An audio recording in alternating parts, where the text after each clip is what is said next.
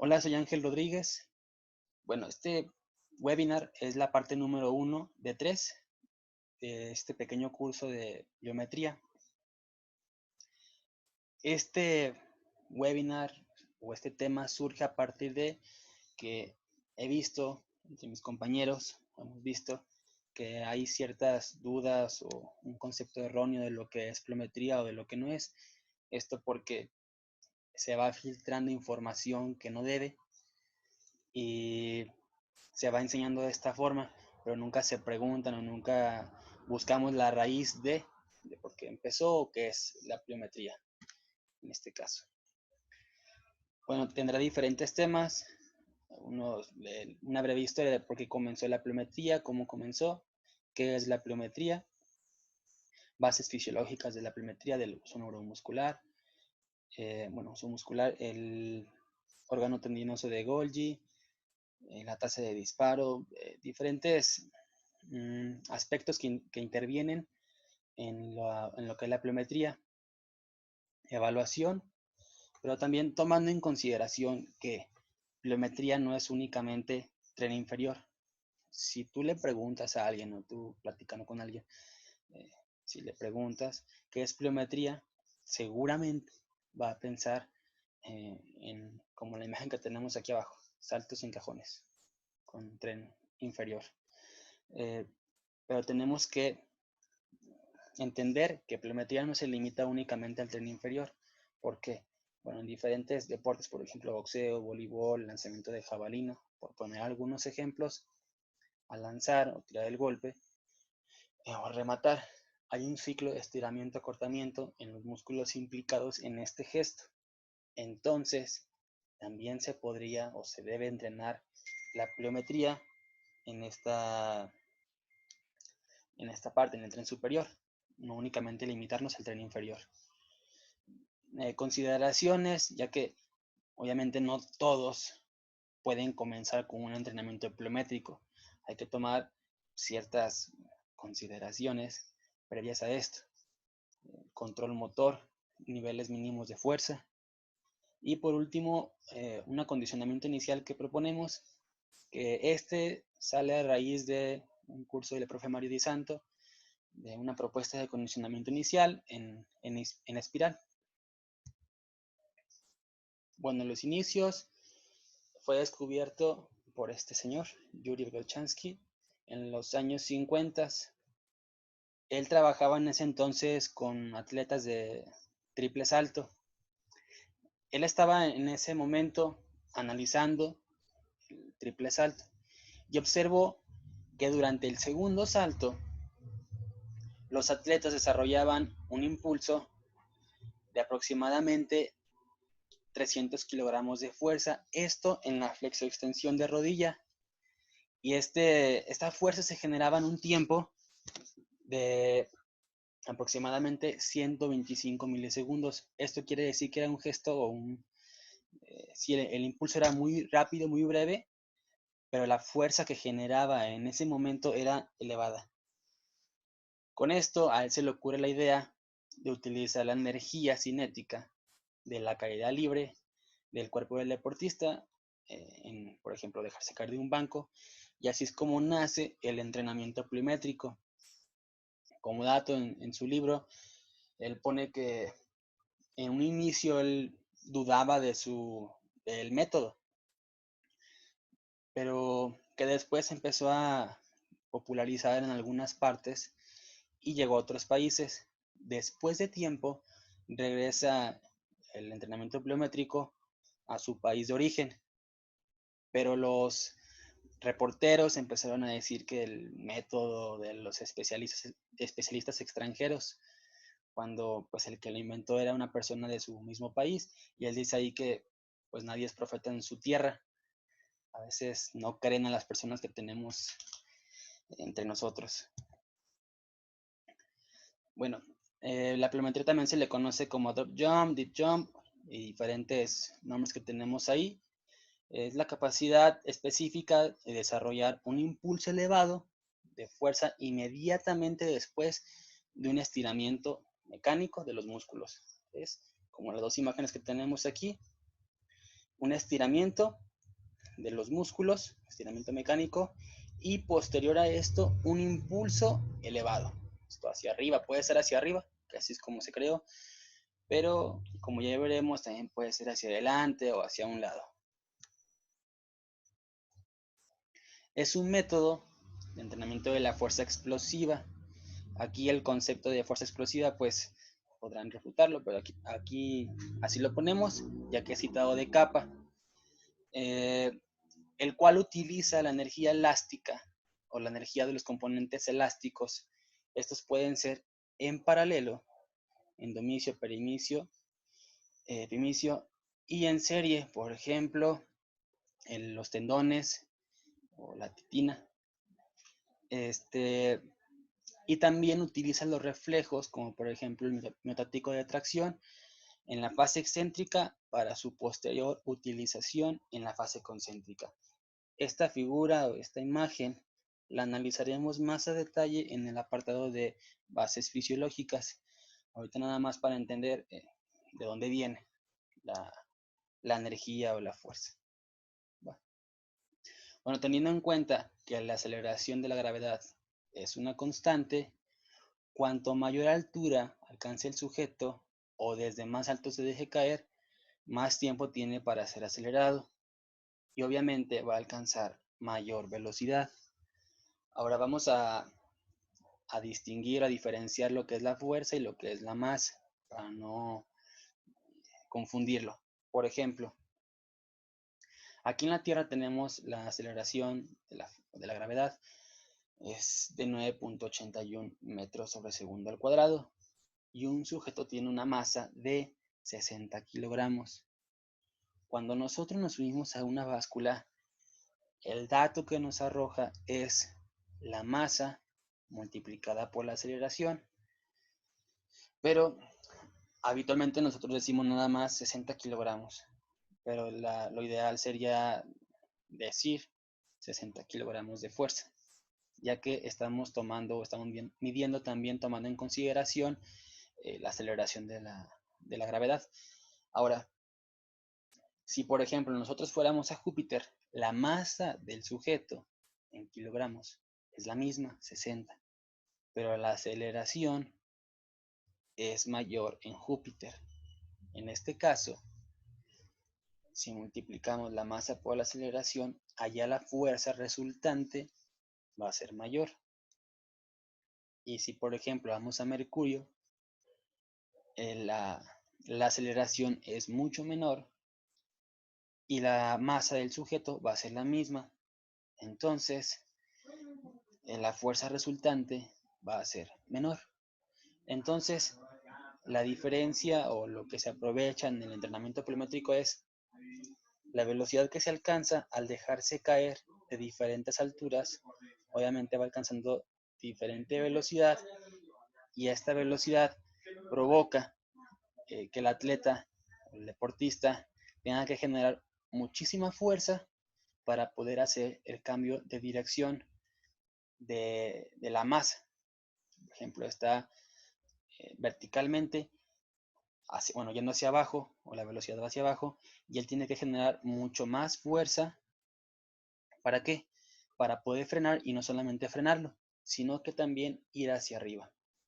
Y obviamente tendrá que aplicar mucho más fuerza para poder ir más alto. Entre menos fuerza logra aplicar, obviamente irá menos alto. Es frecuente que los gestos explosivos se confundan con movimientos o contracción pliométrica. No hay que confundirlos. Por ejemplo, la mayoría de nosotros, si ve a alguien muy rápido, que salta mucho, ese tipo de aspectos, decimos que es alguien muy explosivo. Ese tipo de movimientos que él realiza podemos decir que es algo pliométrico, pero no. Kappa dice que los gestos explosivos son aquellos que no duran más de 300 milisegundos. También después se hace como una separación de como que menos explosivos o más explosivos, depende del tiempo que dure el gesto deportivo. Pero pongamos, por ejemplo, esta imagen, este lanzamiento del balón. Si el sujeto con el balón aquí, desde ahí, lanza el balón hacia arriba, es un gesto explosivo. ¿Por qué? No hay un movimiento o un contramovimiento hacia abajo antes de lanzarlo hacia arriba. Si el sujeto, antes de lanzarlo, baja el balón un poco y luego lo lanza hacia arriba, es un gesto con contramovimiento, pero no es pliométrico. ¿Qué tendría que hacer esta persona para convertir este gesto en una acción pliométrica? Bueno, dejar caer el balón desde una altura X para que este balón vaya adquiriendo cierta velocidad y después el sujeto tenga que frenar este balón, pero también después impulsarlo hacia arriba. En ese momento se convertiría en un gesto pliométrico. Ahora, después de tiempo, algunos autores empezaron a confundir lo que es pliometría y propone que la pliometría consiste en actividades como rebotes, skipping, saltos y lanzamientos. Pero a ver, si decimos que pliometría es todo gesto en el cual hay acciones de estiramiento, acortamiento, podríamos decir que cualquier acción, hasta por ejemplo caminar, sería un gesto pliométrico, pero no es así. Tiene que haber un estiramiento brusco previo a la fase concéntrica. También he visto personas que al hacer jumping jacks dicen, vamos a hacer pliometría, o ponen un pequeño step y suben y bajan y dicen que es pliometría. Pero bueno, entender que para que un gesto sea pliométrico tiene que haber un estiramiento brusco previo a la contracción o a la fase concéntrica. Es en sí la base de esto, ¿va? Bueno, aquí nada más lo que les venía diciendo. Primero los músculos se estiran de forma elástica, régimen excéntrico, y posterior empiezan a contraerse enérgicamente en régimen concéntrico. Lo que también les venía diciendo, principalmente por un estiramiento brusco de los músculos. En casi todas las disciplinas se dan ciclos de estiramiento, acortamiento. En una que a lo mejor no se daría en una parte sería, por ejemplo, en un lanzamiento de bala en el brazo. El brazo tiene que partir desde el mentón. De hecho, si el atleta despega la bala del mentón previo al lanzamiento, se considera como un foul. Tiene que salir la bala desde esa posición inicial. De hecho, por eso se le llama lanzamiento de bala o impulso de bala. En este movimiento no hay un estiramiento-acortamiento, pero sí hay un estiramiento-acortamiento de los miembros inferiores. ¿Va? Bueno, dice Yuri que este método es eficaz para la preparación especial de la fuerza. Esta imagen corresponde al profesor Fernando Naclerio, en el cual nos dice que hay ejercicios específicos, especiales y auxiliares. Específico, él dice que es el deporte en sí. Ya ir al campo con tu reglamento, tu tiempo, con todo lo que es tu deporte. Ahora, si tú modificas algo, ya sea el espacio, no sé, límite de toques, tiempo con el balón, ese tipo de modificaciones al reglamento oficial, se podría decir, convierte a ese ejercicio en especial. Es similar a la mecánica del movimiento, pero no es el deporte en sí.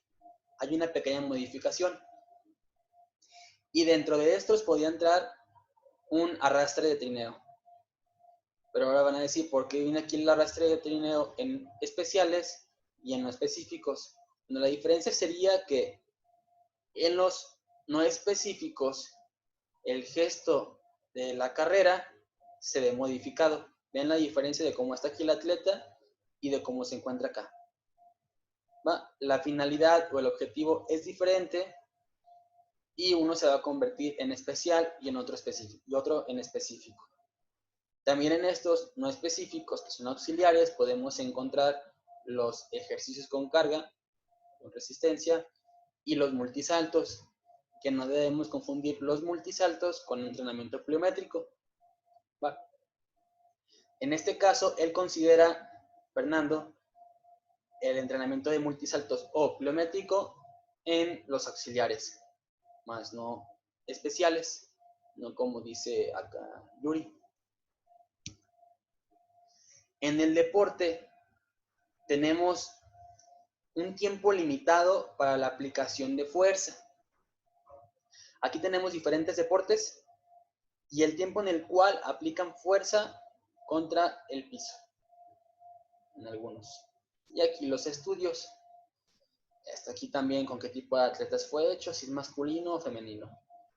Ahora, si vemos, el tiempo de contacto del pie con el piso es muy breve. 100 milisegundos, o sea, 0.1 segundos. Así podemos ir analizando cada uno para ver el tiempo de contacto. En algunos sí llega hasta 250 milisegundos. Pero bueno, en resumen, el tiempo de contacto o el tiempo que tenemos para aplicar fuerza es muy breve. Entonces, por eso se propone este tipo de entrenamiento, ya que el tiempo en el cual se aplica la fuerza o se hace el movimiento es muy corto. Para ello también Yuri en su libro propone, por ejemplo, para boxeo, este tipo de saltos profundos. Por ejemplo, dejarse caer para boxeadores. Que una pierna quede más adelante que la otra y después de esto impulsarse mayormente con la pierna que está atrás y simular que se tira un golpe. Por ejemplo, en gimnasia, dejarse caer, después saltar y hacer una rodada. ¿Va? Entonces, podemos hacer ciertas adaptaciones para que el ejercicio o el entrenamiento pliométrico sea lo más parecido a nuestro deporte que queremos que mejore la performance. Bueno, él compara los gestos explosivos o gestos pliométricos, entrenamiento pliométrico, con el entrenamiento de resistencia o de pesas. Y la diferencia sí más notable es, de una de ellas, el tiempo en el cual se efectúan los movimientos. Por ejemplo, aquí estamos tomando en consideración no el tiempo, no el cómo se aplica la fuerza. ¿Va? Bueno, cada color es una masa, la masa le corresponde un color de una línea de acá. 95 kilogramos le corresponde esta línea, 115 esta línea, así podemos ir. Bueno, nada más resaltar, observar que, por ejemplo, con la carga más ligera, 95 kilogramos, y esto es nada más en la fase concéntrica, el atleta tarda más de 300 milisegundos para completar la fase concéntrica. Como les dije, sin mencionar la fase excéntrica. Entonces, ¿cuánto tiempo tarda él en completar el movimiento de sentadilla? Comparando con el tiempo el cual se tiene disponible para aplicar la fuerza en el deporte y comparándolo con el entrenamiento pliométrico. Obviamente, el entrenamiento pliométrico tiene más correspondencia en cuanto al tiempo que el entrenamiento con resistencia. Ahora, en el libro vienen varios estudios para entender lo que es el entrenamiento pliométrico y sus beneficios. Compararon 3 tipos de saltos: squat jump, salto con contramovimiento, y dip jump, o salto profundo, o salto con caída. Esta línea 1 le corresponde al squat, esta al contramovimiento y esta al salto con caída. Esto supongamos que sea valor de fuerza. Bueno, ¿qué observo en este caso? En el squat jump, el atleta tiene que estar en esta posición, también puede ser con los brazos aquí en la cintura, durante 3 o 4 segundos, de preferencia 4. En el apartado de evaluación veremos por qué se recomienda 4 segundos. ¿Va? Después, de que pasen los 4 segundos en esta misma posición y sin ir hacia abajo, saltará hacia arriba o se impulsará hacia arriba. No debe de haber un contramovimiento, ir hacia abajo, debe de ir hacia arriba. ¿Va? Vemos la fuerza que alcanza a producir y el tiempo que tarda en producir esa fuerza. ¿Va? Ahora, uno con contramovimiento, el número 2, por ejemplo, él empieza en esta posición de pie, flexiona rodillas a una posición de 90 grados y posterior a esto salta. En este caso lo hace con ayuda de los brazos. También se puede hacer o se debe hacer sin ayuda de los brazos. ¿Por qué? Porque aquí interviene un factor coordinativo. Bueno, aquí está el atleta de pie, baja, aquí cuando baja, y después a partir de aquí se empieza a impulsar, bueno, a partir de acá se empieza a impulsar. Vemos el tiempo que tarda en hacer todo ese movimiento, en bajar y subir, y la fuerza que alcanza a producir en este caso. Vemos que la fuerza es mayor que en el número 1. Ahora, en el salto con caída, el tiempo que tarda es mucho menor. Aquí vemos casi, no sé, 250 milisegundos o 300 milisegundos. Y la fuerza que genera es mucho mayor comparándola con los dos anteriores.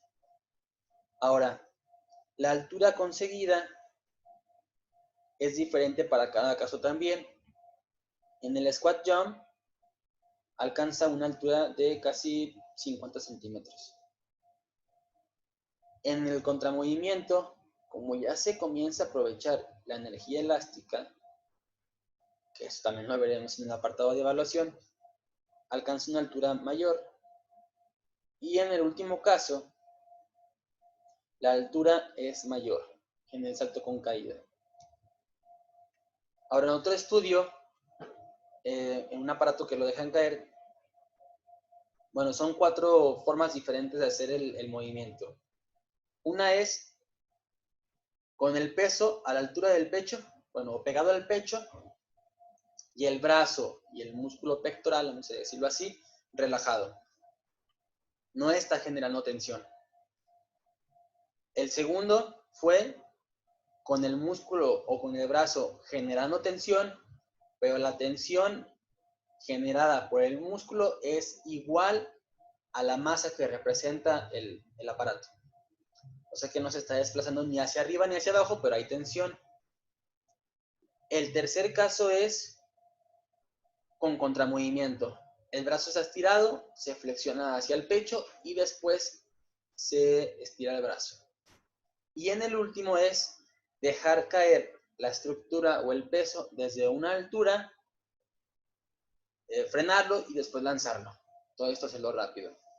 Bueno, la aceleración fue la que se midió en este caso. Y este es el tiempo que tardó en conseguirla. Si vemos en el ejemplo número 1, en el cual no estaba generando tensión en el brazo, estaba relajado, vemos la fuerza, la aceleración que consigue y el tiempo que tarda en conseguir esa aceleración. En el ejemplo 2, en el que está generando tensión, pero la tensión es la misma o es igual a la fuerza o a la masa que representa el objeto, la aceleración que consigue es mayor. En el tercer caso, que hay un contramovimiento, es mayor. Y en el cuarto caso, en el cual se deja caer y después se lanza, la aceleración es mayor y el tiempo en el cual tarda en completar ese movimiento también es mayor. Bueno. Ahora, entender que hay 3 fases, que habitualmente se cree que nada más son 2. Hay una fase de amortiguación, cuando se deja caer, se amortigua la fuerza o la velocidad o el impacto. Después hay una fase de transición que es como isometría, en la cual no hay movimiento, pero es muy breve esa fase. Y posterior a esto hay una fase de impulso o reimpulso, en el cual se va hacia arriba, hacia adelante o hacia un lado. ¿Va? Bueno, con el entrenamiento, bueno, tomar en consideración estas cosas. La fase de transición aumenta con el incremento del peso o sobrecarga, o en este caso podría ser el incremento de la altura, la cual provoca un incremento en la velocidad de caída y posterior a esto un incremento en la fuerza que se tiene que generar para después ir hacia arriba, para impulsarse de nuevo. Cuando se establece un equilibrio entre el peso y el incremento de la altura, la fase de transición disminuye hasta cierto punto. Esto lo podríamos ejemplificar con el índice Q, que es esta línea amarilla. El índice Q es la relación entre el tiempo de vuelo, o sea, el tiempo que tarda en el aire cuando salta, y el tiempo de contacto de los pies en el piso. Por ejemplo, se deja caer, hay un tiempo de contacto, salta, este es el tiempo de vuelo y vuelve a caer. ¿Va? Bueno, si vemos en los dos primeros saltos, la altura conseguida es esta barra azul. Casi es la misma, muy parecida. Pero el tiempo de contacto, en el segundo caso, disminuye. Es por eso que el índice Q es mejor en este caso. Aquí fue una altura de 15 centímetros de la cual se dejó caer, aquí una altura de 30 centímetros, aquí una de 45. Vemos que en la altura de 45 centímetros, la altura que consiguió en el salto fue mayor, comparando con estas dos, pero el tiempo de contacto también se elevó demasiado. Entonces la relación entre el tiempo de contacto y el tiempo de vuelo, que es el índice Q, fue peor en este caso, aunque el salto fue mayor. Ahora hay otro ejemplo, un entrenamiento, un protocolo en el cual con pesos desde 8 a 2 kilogramos se dejaban caer desde diferentes alturas, desde 50 centímetros hasta 2 metros. La carga, aquí, de control con la cual se evaluó fue de 6 kilogramos. Se entrenaba 2 veces por semana, 30 movimientos por sesión, un total de 240 movimientos de impulso en las 4 semanas. Aquí observar la cantidad de repeticiones por sesión, 30 nada más. Hay algunos entrenadores que ponen a entrenar pliometría hasta que se sientan cansados los atletas y que ya no puedan más. Sabemos aquí el volumen fue mínimo. Y en total en las 4 semanas se logró un total de 240 movimientos. Cuando hay entrenadores que en 2 sesiones, si no es que están menos, hacen este volumen de repeticiones. Pero bueno, eso también lo vamos a ver más adelante en consideraciones y en evaluación. Los resultados. Aumentó el tiempo de vuelo. Y obviamente, si aumenta el tiempo de vuelo, ¿qué va a pasar? Esto quiere decir que el atleta saltó más, por eso duró más en el aire. No es que salte y que se quede en el aire sin moverse un rato y luego caiga. Disminuye la amortiguación. ¿Esto qué quiere decir? Como el frenado. Cuando dejo caer el peso, la flexión es menor después del entrenamiento. La transición del excéntrico al concéntrico es más rápida. Cuando baja, cuando sube, se hace mucho más rápido en atletas entrenados o después de un entrenamiento. El tiempo total de impulso disminuye, obviamente. ¿Por qué? Si la transición se hizo más rápido, ¿qué va a pasar? El tiempo de impulso va a disminuir. ¿Por qué? La velocidad alcanzada para el impulso, aceleración, fue mayor después del entrenamiento y obviamente como el rango de movimiento es el mismo, pero la velocidad es mayor, tarda menos tiempo en completar el movimiento. Bueno, esto después del entrenamiento, aquí cuando inicia, vemos la altura que consigue dejándose caer de diferentes alturas. Después del entrenamiento, ¿qué pasa? Mejora su capacidad reactiva, mejora la altura conseguida lanzando los 6 kilogramos que al inicio. Y también, como se mencionaba, el tiempo que tarda en la fase concéntrica y excéntrica y la flexión o la fase de amortiguación. Bueno, supongamos que aquí está el brazo extendido. En el A es cuando inició. Flexionaba hasta casi 15 centímetros, o sea, casi hasta pegar la barra en el pecho. Y después lanzaba. Vemos cuánto tiempo tardaba en hacer esto. 600 milisegundos. Después del entrenamiento, flexiona menos, hasta unos 20 y tantos centímetros, y después lanza la barra. Vemos que tarda, supongamos, casi 100 milisegundos o 150 milisegundos menos.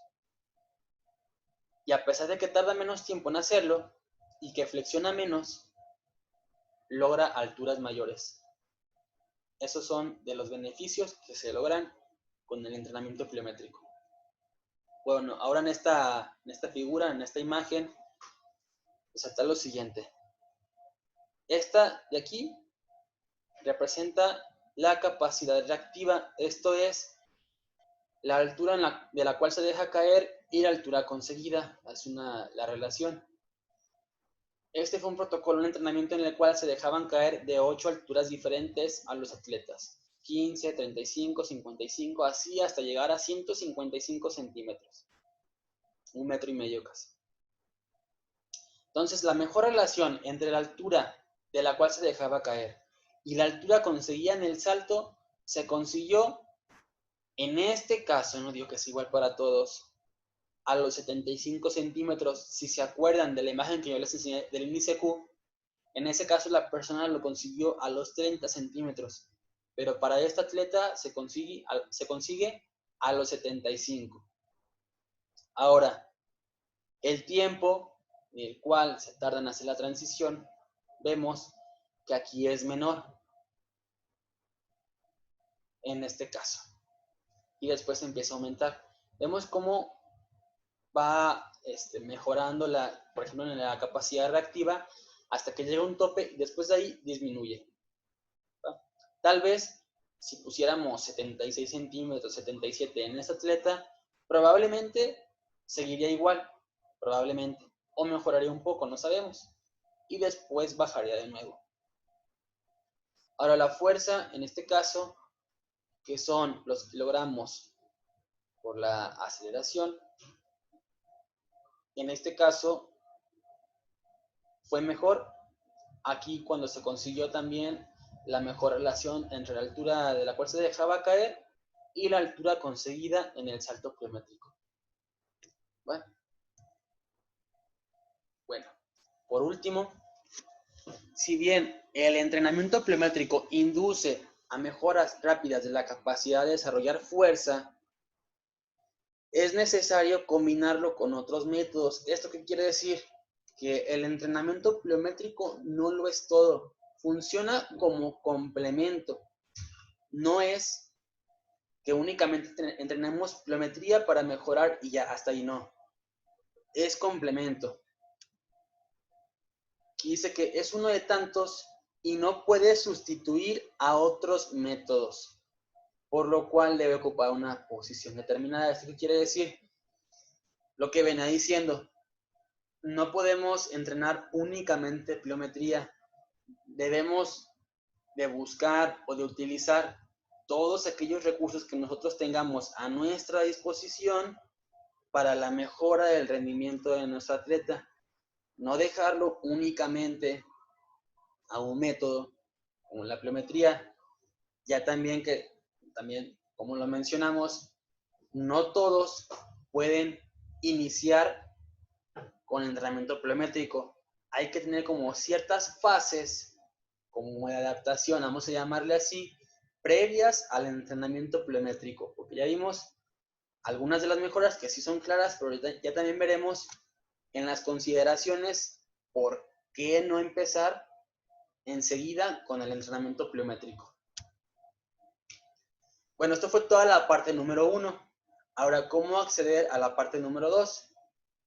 Para hacerlo, pon este video de estado o de historia, etiqueta 3 amigos en el video original, y deja tu correo en el comentario. Después de eso te va a llegar un link a tu correo para que descargues la parte número 2. Bueno, eso es todo. También acuérdense que hay una parte número 3. Y cuando tengan esa parte, también van a tener libros de triatlón, de entrenamiento, de diferentes cosas que les voy a pasar para que pues tengan ahí buen material. Bueno, eso es todo. Gracias.